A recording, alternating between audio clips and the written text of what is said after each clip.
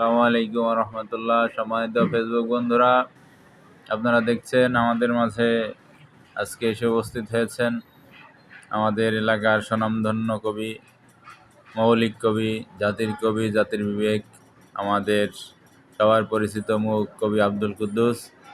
আজকে দেখি উনি কি সুন্দর একটা জিনিস উপহার দিয়ে আসছেন আমাদের মাঝে। আসসালামু আলাইকুম।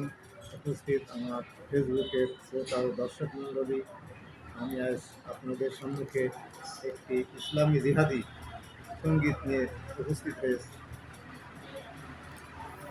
মুসলিম আমি সৈনিক, আমার নেই কো প্রাণে ভয়, আমি সায়র পাড়ি দিয়ে দিন করি বোঝাই।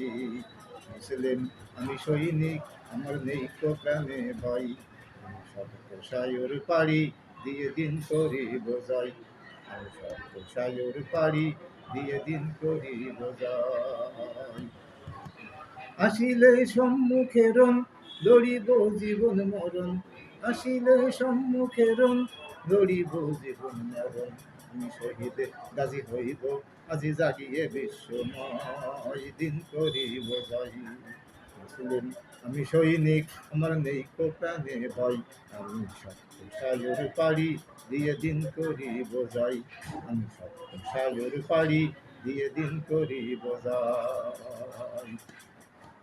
অন্যায় কাজ করিলে আজ মানুষ নামের গাধা, আমি মসির তীক্ষ্ণ ধারে তারে দিব বাধা। অন্যায় কাজ করিলে আজ মানুষ নামের গাধা, আমি মসির তীক্ষ্ণ ধারে তারে দিব বাধা। ও ভাই হত নাই আমার ন্যায়ের পথে জানমালের ক্ষয়, দিন করিব জয়। মুসলিম আমি সৈনিক, আমার নেই কো প্রাণে ভয়, আমি সত্য সায়র পাড়ি দিয়ে দিন করিব জয়। আমি সত্য সায়র পাড়ি দিয়ে দিন করিব জয়। আজি জাগরে নবীন জাগরে প্রবীণ, জাগরে নবীন জাগরে প্রবীণ অবারিত মন।